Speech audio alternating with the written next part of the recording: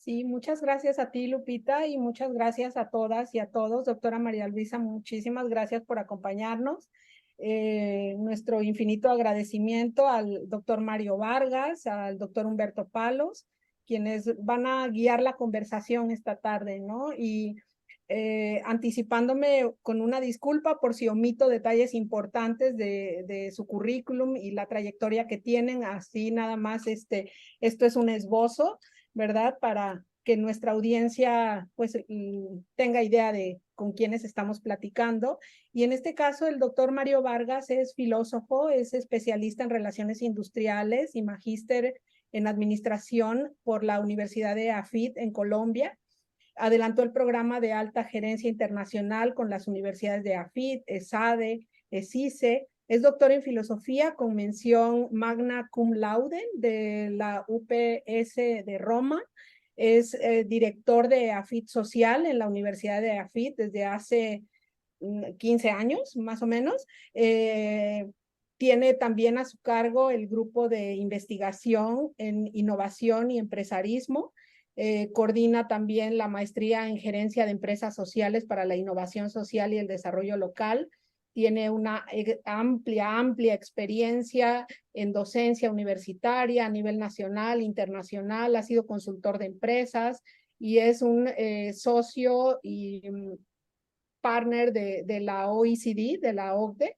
Y bueno, Mario, muchísimas gracias y te abrazamos todos a la distancia y nuestro infinito agradecimiento. También nuestro agradecimiento por su asistencia y participación, por su disposición al doctor Humberto Palos de la Universidad de Guadalajara en México. Él es ingeniero mecánico y administrador de empresas por la Universidad de Guadalajara, es doctor en ciencias con especialidad en ciencias administrativas por el Instituto Politécnico Nacional en la Ciudad de México. Actualmente es profesor e investigador del Departamento de Mercadotecnia y Negocios Internacionales del CUSEA en la Universidad de Guadalajara.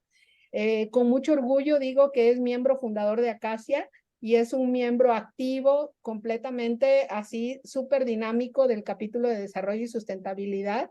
Sus líneas de investigación pues son desarrollo territorial y sustentable, desarrollo humano, gestión empresarial. Entonces seguramente va a ser una tarde con muchos aprendizajes. Entonces, sin más, Mario, por favor.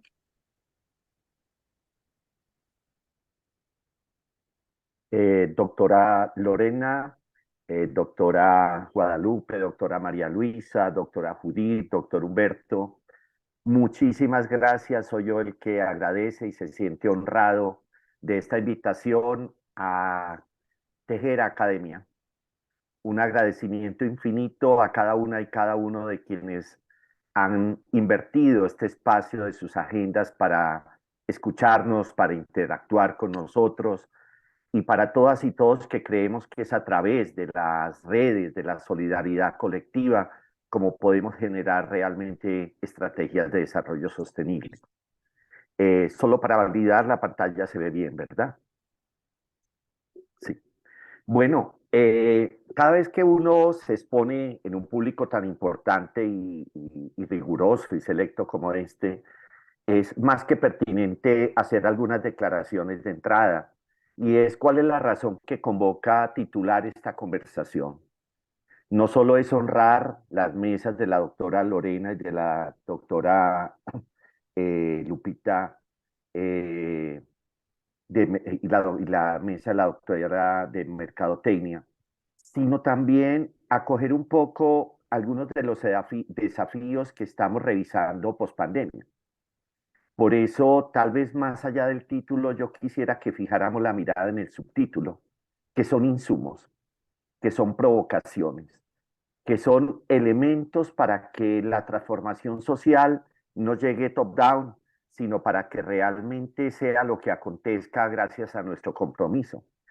Por eso en la metáfora de un tejido, los hilos que pertenecen son las palabras que acompañan esta idea, esta iniciativa, esta titularidad de conversación, el desarrollo, lo local, la regeneración sostenible, la resiliencia y el territorio, que combinados adecuadamente, tensionados y tensados en la proporción de vida sin reventar ninguno de ellos, y anudados con la fuerza que requiere el tejido mismo, es decir, poco a poco y paso a paso, van a generar eso que todas y todos como ciudadanos necesitamos, que es la calidad de vida.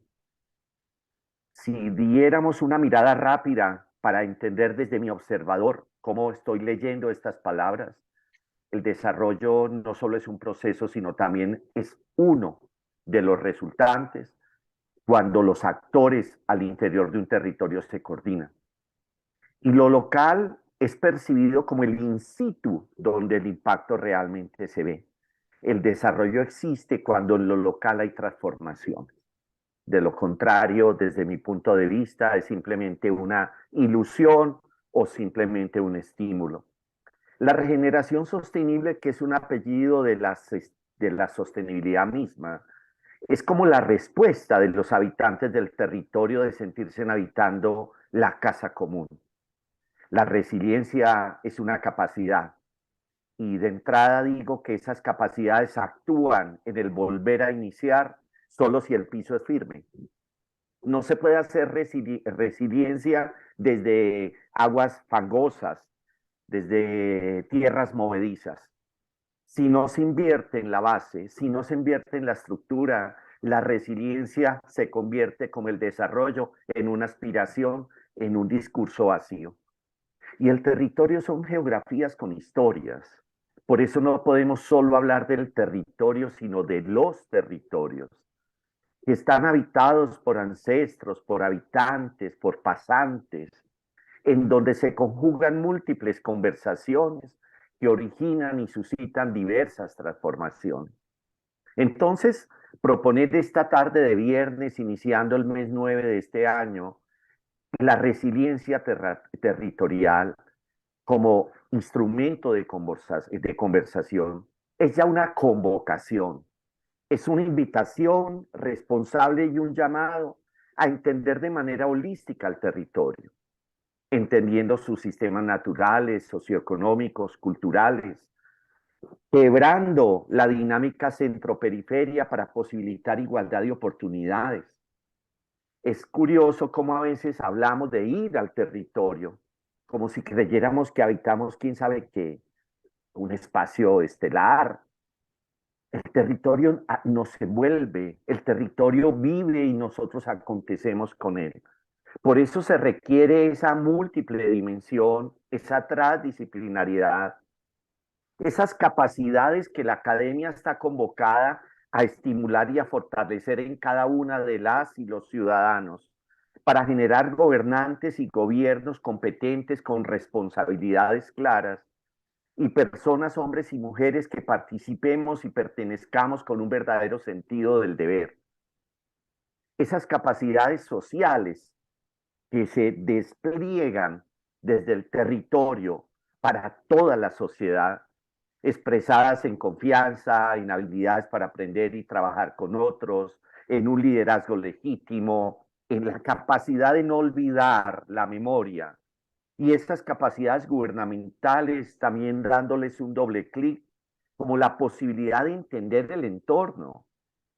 A veces también nosotros como académicos caemos en algunas arrogancias, entendiendo las cosas solo desde la literatura, sin bajar al lugar, a la geografía, sin revisar su historia, para poder dar cuenta de lo que está sucediendo.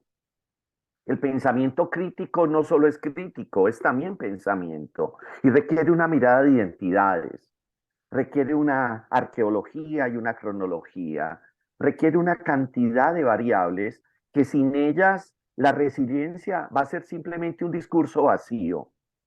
Desde ahí es que se ha tratado de que esos hilos se vuelvan una urdimbre. Esos mapas, esas cartografías tradicionales que son buenos instrumentos, requieren algo más. Porque si nosotros creyéramos que la resiliencia y la sostenibilidad de un territorio expresadas en calidad de vida tienen todo que ver únicamente con el Producto Interno Bruto y per cápita, pues sí, nos encontraríamos en falsos dilemas. Consultando un poco las estadísticas del Banco Mundial cuando preparaba esta conversación, Me encuentro con que, y voy a, con todo respeto de ustedes, a comparar México y Colombia, ¿cierto? México para el 2020 tenía un producto interno, un producto interno bruto per cápita de $8.326 y al año anterior, o sea, al 2022, creció a $11.091. Colombia, mucho más atrás de ustedes, para el año 2020, $5.333 y para el año 2022, 6.630. Si nos hiciéramos la pregunta en este momento, donde estamos 45 personas reunidas, ¿cuál es el Producto Interno Bruto per cápita de nosotros 45? ¿Qué cifra tendríamos? ¿Y cómo podríamos hablar? ¿Estamos en el promedio? ¿Estamos por encima del promedio? ¿Podríamos hablar de equidad e inclusión con los territorios? ¿Nos sentiríamos cómodos con las categorías y los datos que manejaríamos? Pero ¿qué pasaría si tocaran la puerta del chat de este Zoom e ingresara Ricardo Salinas, que tiene un patrimonio según datos de este año de 13.300 millones? O Germán Larrea de 27.700, o el mismo Carlos Slim de 97.200 millones. Pues sería la sesión de Acacia donde participan las personas con el Producto Interno Bruto per cápita más alto, no de México, sino de pronto de casi toda América Latina. Porque ese solo individuo o esos tres individuos cambiarían completamente nuestro dato, nuestra realidad y nuestro sentido de relacionamiento con los demás. Y lo que tendríamos al final es una falacia. Por eso, la urdimbre, el tejido territorial, para que pueda hacer resiliencia sobre sí mismo y hacia los demás, necesita un poco de una construcción permanente de lo que ha sido llamado en la literatura la confianza social. Una confianza que respuesta a la presencia real de las personas, una confianza que es el vínculo a través de la logoterapia, del sentido que nos damos entre unas y otros, como lo declara Apaduray y otras personas, es habitar, no es ocupar un territorio, pero en la diferencia y en la pluralidad, y con unos no negociables, como por ejemplo la gobernanza multidimensional y también ecosistémica. Esa confianza social no es un dato nuevo, se ha medido. En España existe y hay todo un instrumento que lo tiene SADE, que se conoce así, el índice de la confianza social.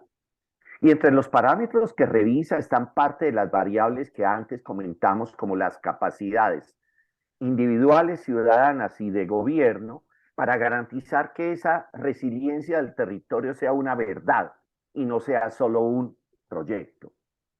También hay investigaciones tomando toda la teoría de juegos para tratar de entender si la confianza social funciona de la misma manera que el jugador bajo el dilema del prisionero.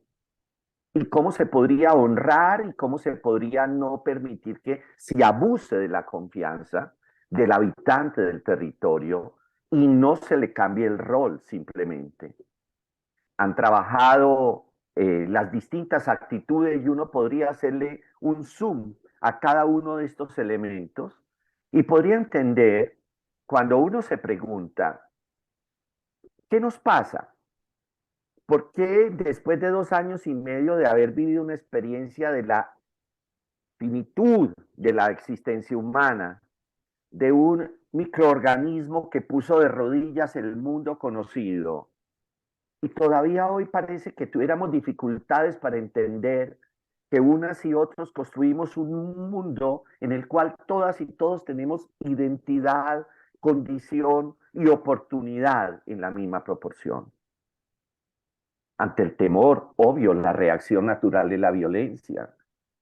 Y entonces tratamos de reprimir la violencia, y territorios como el de ustedes o el mío hemos tenido experiencias de violencia, aún nosotros en Colombia la tenemos, y uno dice, ¿será solamente opacando la violencia como habrá sostenibilidad para el territorio que sea resiliente y se desarrollará? ¿Será solo que la seguridad vendrá de eliminar eso? ¿O tendremos necesidad de ir atrás y decir, si esa violencia también es producto del temor, ¿a qué le temen las personas? ¿Cuáles son los temores de los ciudadanos?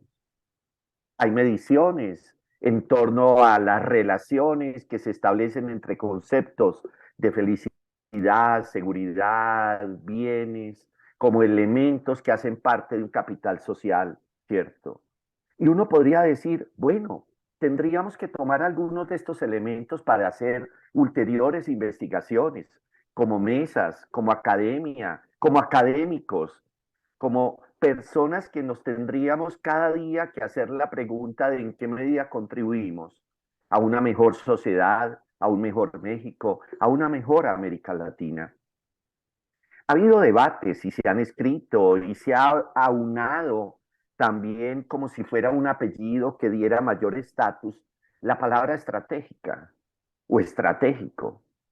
En Colombia, la Fundación Idea para la Paz, la FIP, ha desarrollado instrumentos para indagar eso, cómo funciona, qué debería pasar en lo local, cómo debería tocarse ese tema para que en lo local y territorial fuera creciendo y de una manera un poco también de contaminación positiva se fuera distribuyendo entre las distintas personas que habitan el territorio.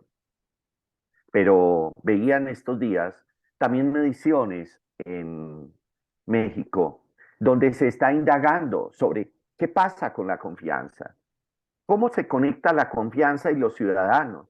Y por ejemplo, en uno de los actores, porque estamos en un mundo multiactor, pareciera de que la confianza está asociada a la oportunidad de tener seguridad frente al empleo o gracias al empleo. Y ahí aparece el rol de uno de los tres sectores de la sociedad o del mundo. Pero también, si uno ve, por ejemplo, otras investigaciones, otros aportes que se han venido haciendo, en muchas partes del mundo medimos percepciones, que de entrada es una medición subjetiva, ¿cierto? Y basados en esas mediciones, aportamos y apostamos a los procesos, a los planes, a los proyectos de desarrollo, distribuimos los recursos, asignamos las responsabilidades, pero preocupa sobre todo llamados como el que este año nos ha hecho la CEPAL como tanque de pensamiento, donde nos recuerda que hay un problema fundamental que no se puede desconocer, porque después de las crisis, desde un punto de vista, lo que quedan son retos, retos que estamos llamados a convertir en oportunidades. Nos dimos cuenta que adolecíamos de capacidades en la pandemia, capacidad de liderazgo, capacidad de estructura, de infraestructura, de respuesta, de tantas cosas. Bueno, en la línea del cambio, hoy, ¿qué ha pasado? Si estuviéramos dando la lección 2 años y medio, 3 después, ¿cuál es nuestra contribución? Porque la CEPAL señala, y lo cito entre comillas, que la impaciencia de la ciudadanía es grande. 2 puntos igual, paréntesis mío, uno de los problemas que tiene la gente y que desborda en violencia. Esa impaciencia, cerrando el paréntesis, es grande y está asociada a una escasa confianza en las instituciones. Estuve tratando de ver qué es lo que medimos. Medimos muchas cosas y uno podría preguntarse en esta tarde si hablamos de que el desarrollo local sostenible en territorios resilientes, es decir, en territorios que están generando unas condiciones de vida digna, de bienestar, una serie de capacidades que generan arraigo, que no expulsan a los habitantes del territorio. Uno también debería preguntarse desde esa confianza social en construcción, ¿qué es lo que uno debería medir? La academia, ¿qué debería estar midiendo? Esa medición, ¿a quiénes deberíamos aplicársela? ¿A los que siempre levantan la mano y con los cuales contamos? ¿O habría que tomarse la tarea de ir uno a uno hasta que no se consiga? Porque ese uno disperso, ese uno esquivo, es tal vez parte del pareto de la solución. ¿En qué momento medir? ¿Qué pensamos sobre las mediciones? ¿Cómo formamos a los que miden? Y sobre todo, respetuosamente, estando hoy en un escenario de una academia tan prestante, tan prestigiosa como Acacia, que la quisiera llamar con respeto Academia de Academias, ¿cierto? ¿Cuál es nuestro rol frente a eso? Porque si hacemos una promesa, y aquí quiero detenerme un momento, eh, si hablamos de estrategias, si hablamos de algunos cómo, la academia tendría que ser la proveeduría de algunas de esas estrategias para que todos los actores de los diferentes sectores, para que los pobladores y habitantes, no los ocupantes, los habitantes reales de los territorios, primero entiendan cuál es su capital ecosistémico, para que puedan hacer gestión sostenible de sus propios recursos naturales. Pero es triste a veces en nuestras escuelas, en nuestros bachilleratos e incluso en nuestras universidades, que las personas vivimos como de espaldas de lo que nos está acompañando y rodeando. Que vivimos cerca del mar y le damos la espalda, o vivimos cerca de la sierra y le damos la espalda. Que esa pregunta se da en la obviedad, pero nunca hace parte del discurso y a veces ni siquiera de los estudios. Que cuando hablamos del desarrollo local y pensamos en las economías locales, a veces sacamos de tajo algunos de los sectores que deberían proponerse como iniciativas para la resiliencia. Son las economías que suceden desde las conversaciones, desde los encuentros, desde las librerías, café, que deberían fortalecerse en las infraestructuras críticas, promoverse en las identidades locales, que cuando a veces sucede, porque puede suceder que tengamos alguna queja, alguna no conformidad con los gobiernos locales, territoriales, ahí hay una pregunta para la participación ciudadana, porque es que nosotros no podemos tomar el rol de apartarnos, de alejarnos, eso no es un asunto mío, por Dios, es un asunto de todas y de todos. El llamado a la resiliencia territorial es el llamado al rol de cada una y cada uno como actores del territorio. Es a pensar y a medir cuál es el grosor, cuál es el poder, cuál es la resistencia de ese hilo que me junta, que me une, que me hace ser tejido urdimbre con otro, con otra. Y eso tiene que planificarse en el corto, en el mediano, en el largo plazo. Si esas cosas no se dan, el desarrollo sostenible estará escrito en todos los artículos que queramos de aquí a 200 años hacia adelante, si quedará planeta, ¿cierto? Será parte de todos los programas de los gobiernos locales, regionales, globales. Haremos conferencias mundiales, seguiremos haciendo movilidad sostenibles para ir a hablar del desarrollo sostenible, pero terminaremos en cada uno de nuestros lugares de vida y de trabajo esperando que alguien más tome la iniciativa. Yo felicito a las dos mesas que han convocado esta conversación. Reitero mi agradecimiento porque de pronto no soy quien debería haber llevado la palabra porque entre nosotros hay muchas más personas que tienen más conocimiento y experiencia, pero en lo que yo vivo, en lo que yo hago desde hace muchísimos años, en los territorios de Colombia y de América Latina, yo siento que estamos todavía en deuda de entender que nada de esto sucede si no hay confianza entre las personas, que nada sucede si no hay unos legámenes, si no hay unos vínculos reales. Y la confianza no se improvisa, la confianza se construye, la confianza se habita, la confianza se renueva, la confianza se refrenda, la confianza se defiende, la confianza se predica, la confianza se divulga, la confianza se contamina. Por eso en cada una de las estrategias, de los retos que unos pudiéramos pensar, siempre tendremos cada uno, ustedes, Mario, todas las personas, algo que aportar. La resiliencia es la sumatoria plural de nuestra capacidad para que ese terreno de base, para que esa base real de la sociedad sea tan sólida, tan consistente, que en el efecto resiliente de volver a arrancar, de hacer un nuevo push, un nuevo lanzador, seamos quienes hemos cohesionado academia como la pega, como el aglutinador de las capacidades humanas, ciudadanas y sociales, para que el desarrollo sostenible sea parte del ADN de quien habita el territorio y para que el resultado de esta historia sea básicamente el bienestar expresado no solo, también, pero no solo en Producto Interno Bruto, sino tal vez en indicadores que tendremos que imaginar y construir entre todas y todos y que podría ser un reto y una oportunidad para CASI. Muchísimas gracias. Aquí termina mi conversación, media hora tal como habíamos dicho.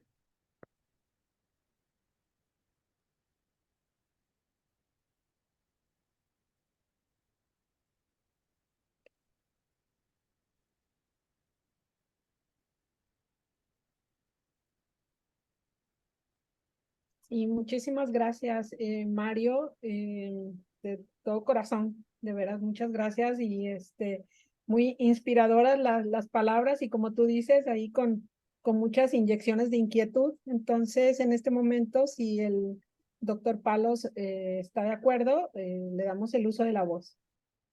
Con mucho gusto. Muchas gracias, doctora. Pues agradecer esta invitación y desde luego con mucho ánimo y con la idea de puntualizar lo que ahorita el doctor Vargas nos hizo favor de comentarnos. Yo quisiera partir de alguna cuestión referencial. El mundo se da cuenta que había que ver cómo está nuestro planeta, nuestra aldea común, que es la Tierra, y en el año 72 se convoca una reunión mundial que presente en Estocolmo se marca un punto de partida para ver también el factor humano y sobre todo lo que esto está implicando con el entorno mismo. Esto nos llevó a una serie de cuestiones que ya en el año 87 la Comisión Brundtland saca este concepto que todos conocemos del desarrollo sustentable y con ello pues dejar claridad de ese bienestar de las actuales generaciones sin menoscabo de las futuras. Y de ahí han sido una serie de cuestiones tan interesantes como las que ahorita nos comentaba el doctor Mario Vargas, que nos lleva a identificar situaciones muy puntuales por medio de estrategias de desarrollo local que, vamos, que se logre esa sustentabilidad.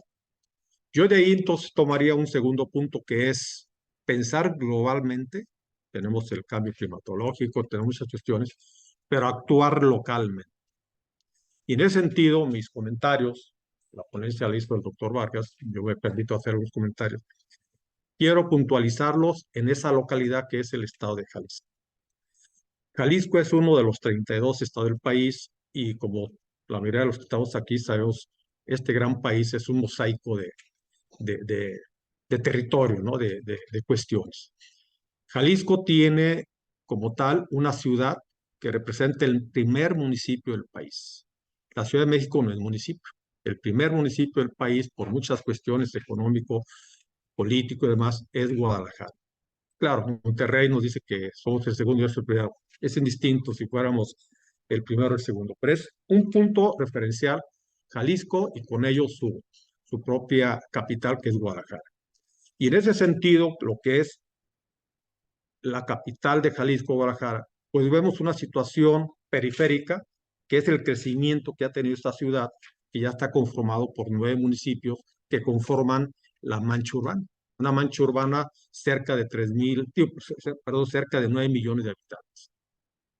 Lo que hacía mucho mención el doctor Vargas sobre el PIB, que es un referencial interesante, pues habría que puntualizar cuál es el PIB de un estado, diferenciados por ese mosaico que lo mencionaba, y cuáles son los diferentes territorios que estamos haciendo referencia por esa manera de ver qué sucede en los territorios. Y yo aquí diría dos cosas sobre eso.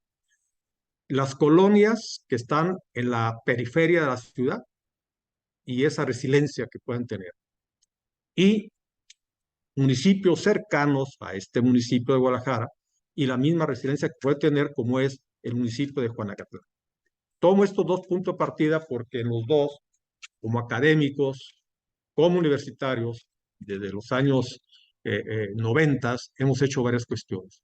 Es una actuación local, ¿no? A ese pensamiento global que muy atinadamente el doctor Vargas nos hizo una serie de referencias como la falacia misma, ¿no? Lo que creemos que está logrando y es una mentira porque cada día vemos más dañado nuestra aldea común que es el planeta. Aquí en esta cuestión local es triste ver que esta ciudad representativa en muchos sentidos de nuestro país, llamada la perla de Occidente, pues tiene un problema gravísimo de lo que es el agua, la dotación de agua para una creciente población de cerca de 160,000 habitantes por año.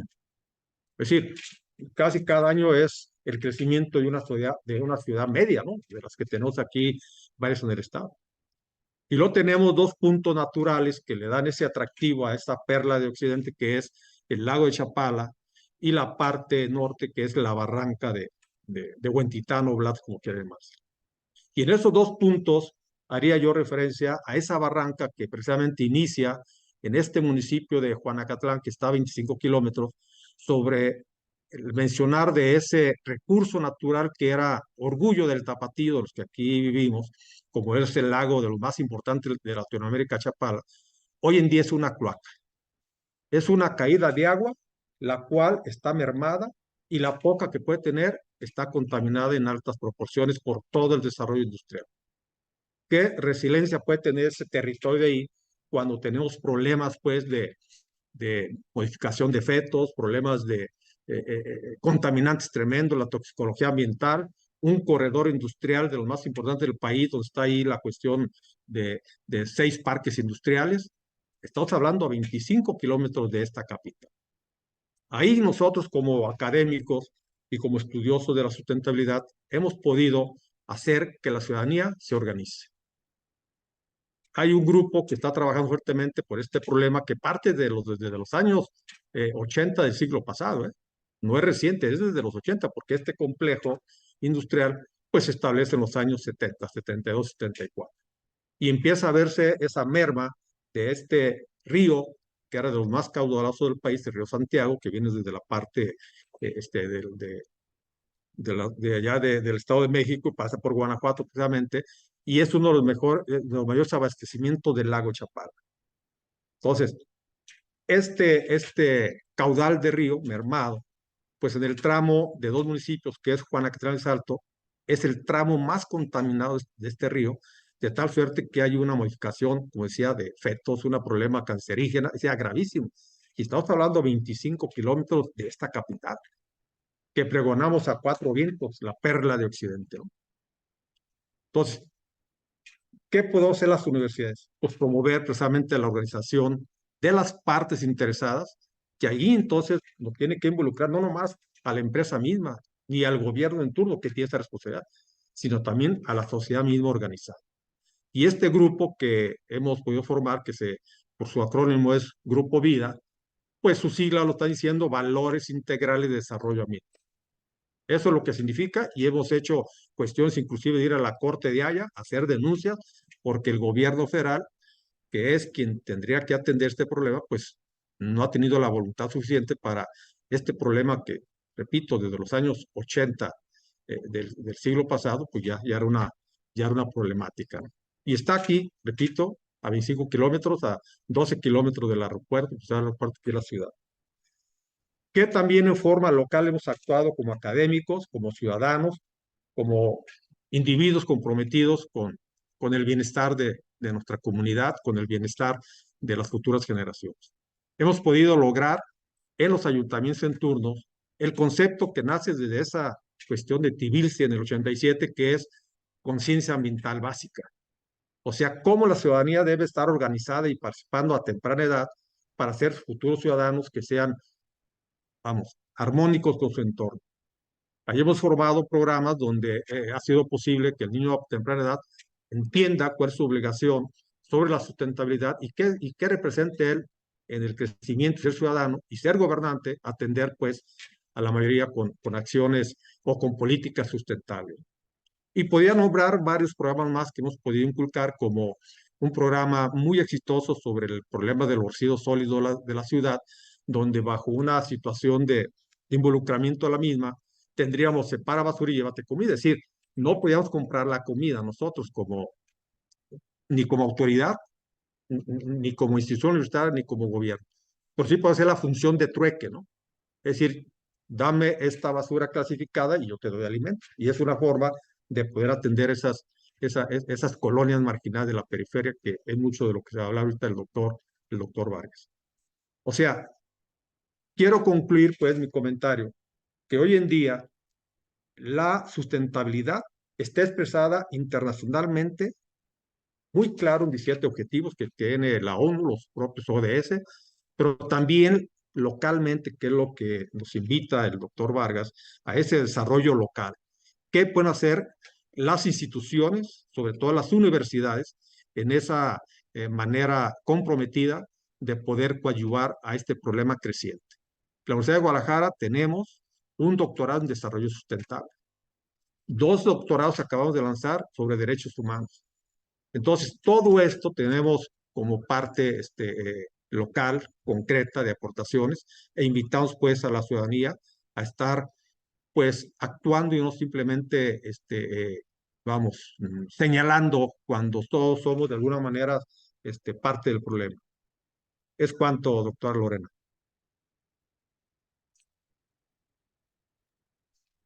Sí, muchas gracias, doctor Humberto. Judith, por aquí ya hay preguntas en el chat. Adelante. Sí, muchas gracias. Buenas tardes a todos. Y me gustaría ir mencionando algunas preguntas. Bueno, si les parece, primero le doy la palabra a la doctora María Luisa y luego voy a hacer 2 preguntas que vienen en nuestro chat. Adelante, doctora. Sí, buenas noches, muchas gracias. Perdón que no pongo la cámara. Traigo aquí algunos líos con la conexión. Me da mucho gusto, ¿sí? Poder a escuchar. He estado muy atenta a las palabras del doctor Mario, también del doctor Humberto, y felicito este encuentro porque es justamente de lo que necesitamos hablar, ¿sí? Porque es justamente estos desafíos que nos trae Mario en su exposición. Nos dice qué está haciendo la academia, qué tiene que hacer la academia, ¿no?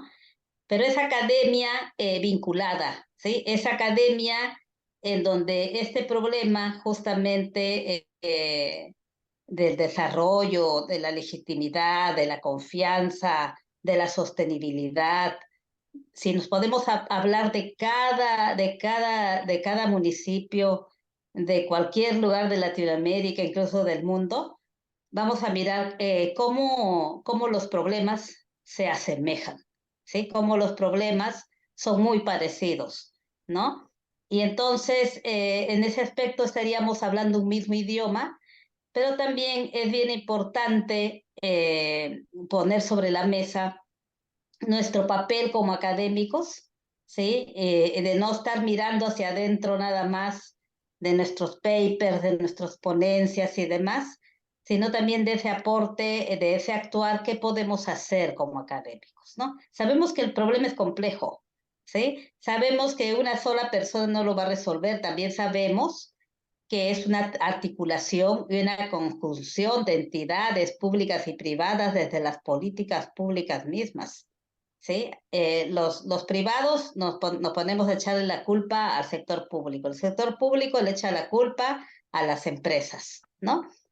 Y se embona muy bien todo esto que nos ha expuesto el doctor Mario con la legitimidad empresarial, ¿no? Antes estábamos muy preocupados por la imagen de las organizaciones y cómo vendía su imagen, ¿no? Ahora viene este tema que no es nuevo, pero está ya estudiándose más, la legitimidad empresarial, ¿no? La legitimidad organizacional, ¿no? Cómo, ¿verdad? Las empresas, las organizaciones de todo tipo generan confianza, ¿no? En los consumidores, ¿no? Porque es bien importante porque también los consumidores han tenido un despertar, ¿no? Y en ese aspecto, entonces, en un mundo en el que estamos totalmente informados en todo tiempo y la información llega en tiempo real aún antes de que sea oficial, pues todo esto es un gran desafío, ¿no? Y yo he visto el trabajo del doctor Mario y me place mucho que sea él el que nos hable de todo este tema porque él lo ha vivido y lo sigue viviendo en carne propia, todo lo que él hace justamente para impulsar el desarrollo territorial que tanta falta nos hace porque nos preocupamos en las grandes capitales y el capitalismo, por llamarle de algún modo, acumula, ¿no? Y no disminuyen los pobres. Tenemos un desequilibrio tremendo. Entonces, doctor Vargas, en este reto que nos sumamos los académicos, ¿cómo podemos hacer para dar ese impacto? ¿No? Una respuesta pues es la vinculación, ¿no? Vincularnos, buscar esos proyectos sociales, tratar de mirar cómo aportamos, pero después de eso, que muy pocos son los que se vinculan en realidad. Yo, en mi experiencia, ha sido muy difícil ingresar a las entidades para tratar de buscar esa vinculación. No son abiertas, ¿sí? Lo mandan a uno por la tangente, como ya dicen aquí en México. ¿Qué más podemos hacer, doctor Mario? ¿Qué nos aconsejas tú?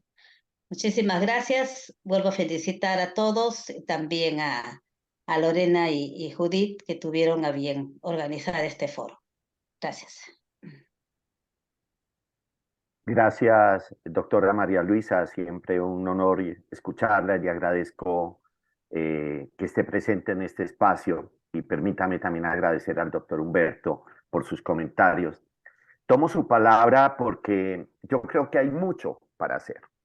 Y yo empezaría desde lo más básico. A veces uno habla, y lo hablábamos ahora con la doctora Judy, Lorena, el doctor Palos, ¿cuántos alumnos tenemos?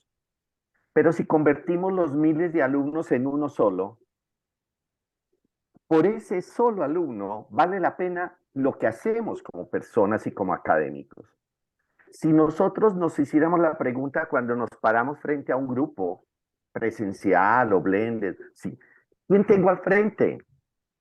Cuando yo no solo voy a la academia, a la coordinación académica, no sé cómo se llama en México, a preguntar el pensum, la currícula del curso, la distribución, sino también quiénes son mis estudiantes, de dónde vienen, para entender sus preocupaciones, para entender sus temores y también sus apuestas, porque a veces, y lo digo desde nosotros, desde Colombia, yo tengo una crítica muy fuerte cuando AFIT, que es una universidad privada, estimulamos a través de becas. En mi universidad, una de cada 6 personas no paga un peso, ¿cierto? Pero ¿qué sucede?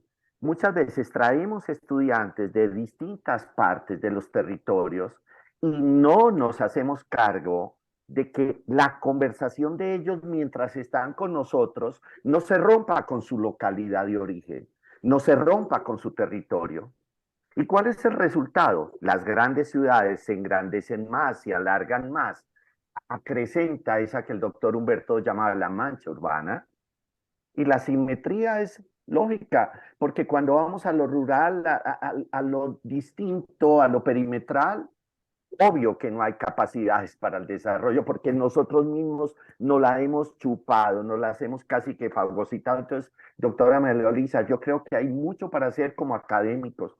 Lo primero es reconocernos, reconocer los estudiantes y los colegas, construir una verdadera academia que tiene como origen la conversación plural, diferente, pero con propósito y con una capacidad de movilizar y de impactar lo que sucede alrededor nuestro. No me extiendo. Muchas gracias, doctor Mario. Gracias a Muy usted. bien. Muchas gracias. Y tenemos aquí 2 preguntas que voy a juntarlas porque tal vez la respuesta usted puede combinarla. Una de ellas es que si bien el doctor Humberto nos ha dado buenos ejemplos vinculados con México, a varias personas de nuestra audiencia les gustaría escucharle que nos platicara brevemente de algún proyecto de éxito que usted haya coordinado, que usted haya vivenciado, haya manejado o haya visto. Al mismo tiempo, tenemos otra pregunta que, insisto, creo que puede vincularse y es, si bien es cierto que vivimos en entornos muy complejos en Latinoamérica, donde encontramos inseguridad, desempleo y otras variables que pueden ser desalentadoras o vincular hacia la desesperanza, y además esto genera desconfianza social. ¿Cómo podríamos revertir esa desconfianza que hoy prevalece, por ejemplo, en nuestro caso en México? ¿Y nos puede dar alguna propuesta o cómo podríamos sumarnos a proyectos de esta naturaleza? Muchas gracias. Gracias, doctora Judith. Sería atrevido de mi parte como proponer, pero quisiera solo reflexionar y permítame regresar de la segunda hacia la primera. Yo creo que la complejidad y la incertidumbre de lo que tenemos al frente, como lo dijo el doctor Humberto, no es nueva y lentamente se está concienciando en pequeños grupos, en pequeñas acciones, que tal vez ahí vale la pena promocionarlas más, conversar más, volverlas casos de estudio académico, apostarle. La doctora María Luisa ahora señalaba que a veces nosotros somos paper dependientes porque así son las escalas, los grados, así nos juzgan, así nos estimulan. Pero también nosotros como una academia grande, sólida, fuerte, representativa, tenemos oportunidades de hacer propuestas, no solo de ser seguidores. El liderazgo por naturaleza es disruptivo y es un poco como esas grandes apuestas que podríamos tener. Por ejemplo, todos los mecanismos de oportunidades cuando nosotros estimulamos desde la academia la conversación entre actores y sectores. Ese es un cómo concreto. ¿Cómo yo hago polifonía en las aulas? ¿Cómo no soy solo la o el gran erudito o el que tiene el conocimiento y que a veces algunos de nuestros colegas, como me han escuchado decirlo, no caminan sino levitan, sino cómo logramos conversar al mismo nivel, con respeto, pero con identidad en el aula que no es el salón, el aula que es la universidad que se capilariza con el territorio, que tiene autonomía, pero que también tiene responsabilidad. Que el mandarse uno, lo que le da a uno es madurez. Cuando uno se manda solo en la vida real, es cuando uno asume también sus propias responsabilidades y también sus propias oportunidades. Entonces yo creo que ahí hay un camino, cómo desde la academia logramos ser objetiva y concretamente esos lugares donde las conversaciones se construyan y se promuevan, donde esas experiencias que están en cada una de las ciudades, en cada una de las geografías con historia, en donde las universidades, los centros de estudio, los bachilleratos hacen presencia, generan esa coordinación multinivel, multiactor y multipropósito.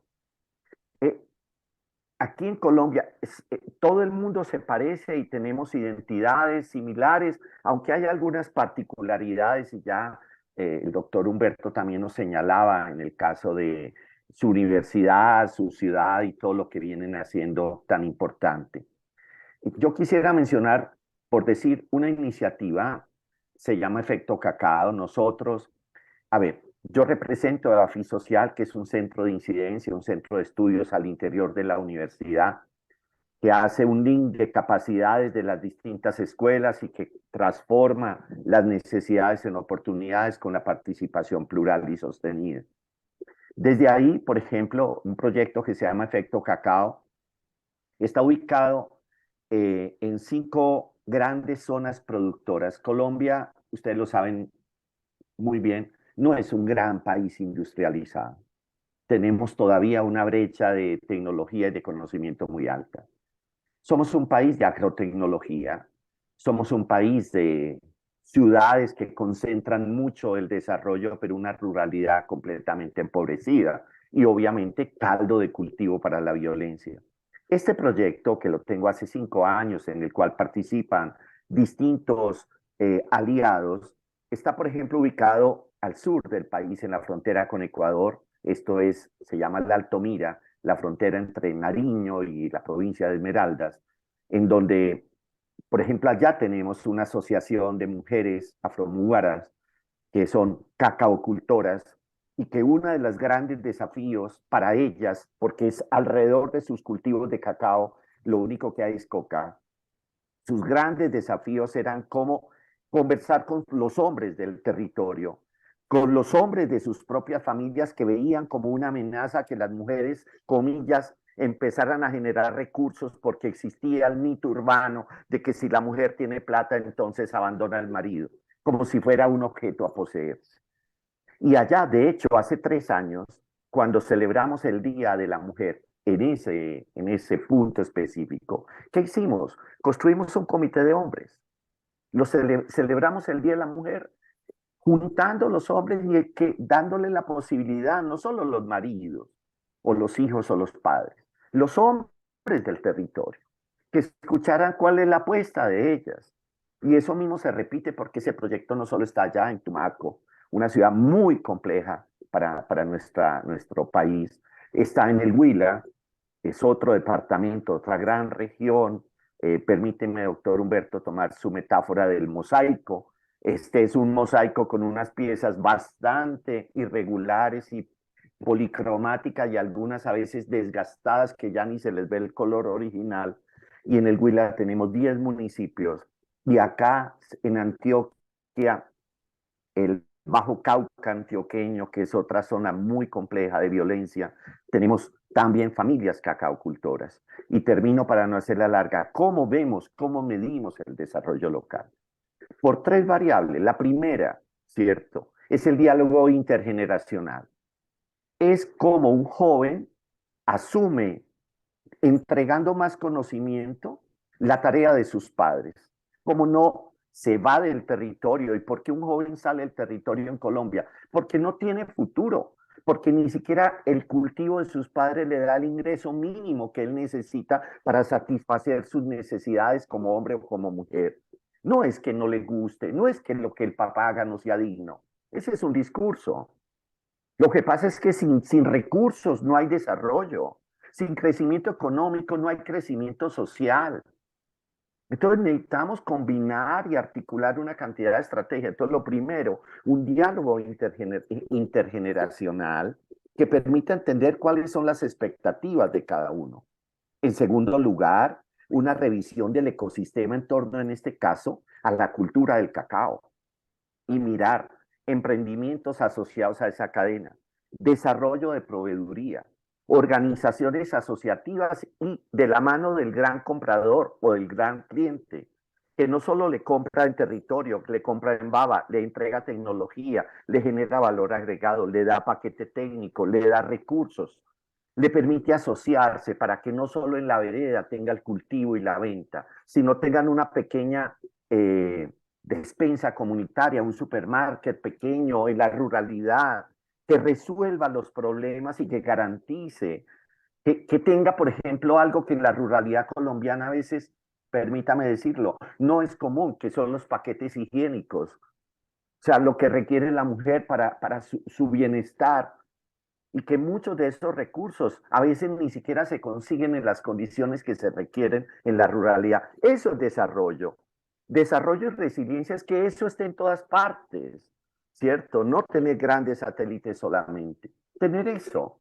Y lo tercero, tener oferta de educación pertinente, no necesariamente universitaria también, no extraer los estudiantes a la universidad, sino también pensar cómo la universidad está en el territorio. Y empezar a modular a través de programas, microcertificaciones, diplomaturas que luego pueden ser reconocidas, masterclass que se hacen en diálogo con los líderes o los actores locales. Este tipo de estrategias que lo que hacen es que el territorio diga, la universidad me conviene, la academia la necesito, porque no solo es una erudición, sino es una pertenencia con rigor. Gracias, doctora Judith.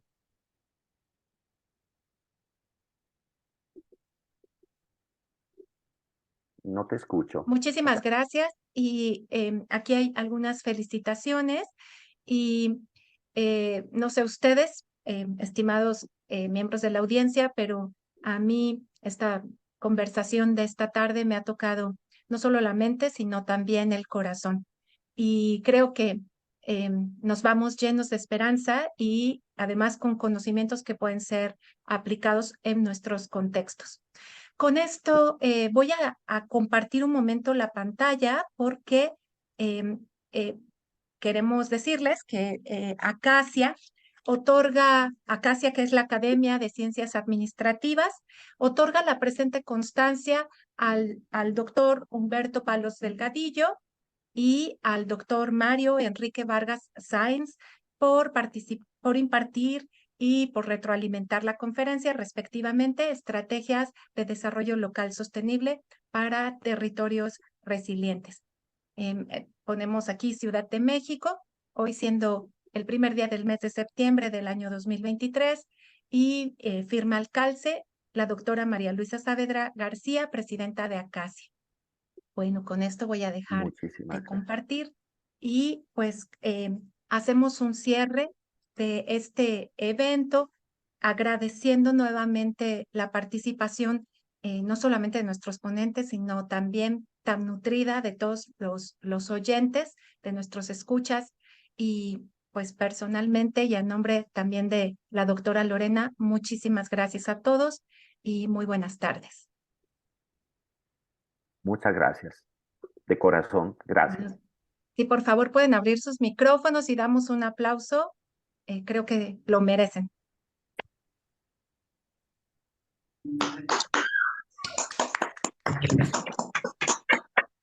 Muchas gracias.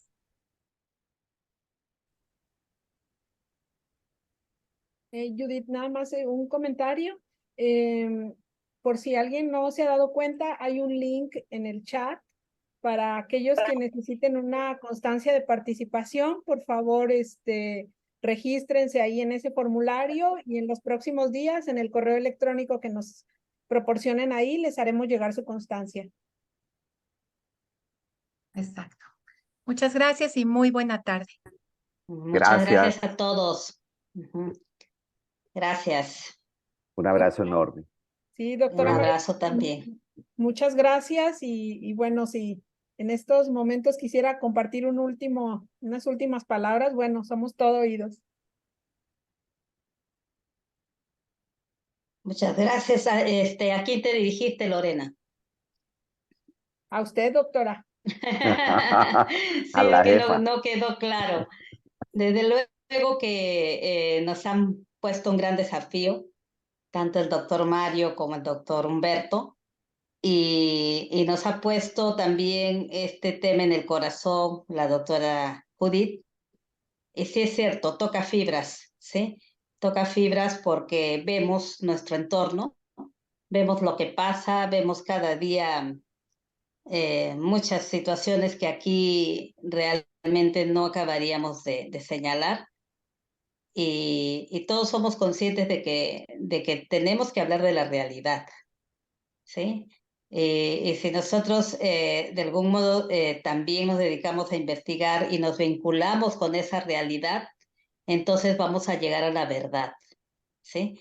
Y siempre nos dicen, bueno, y nada más te dedicas a señalar problemas, pero ¿cuál es la solución?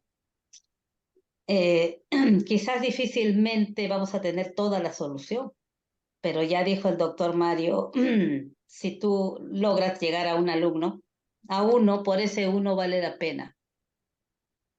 Por un lado, y por otro lado, la necesidad de visibilizar lo que pasa, de dar a conocer lo que pasa, ¿sí? Porque muchas veces ignoramos todo ese contexto.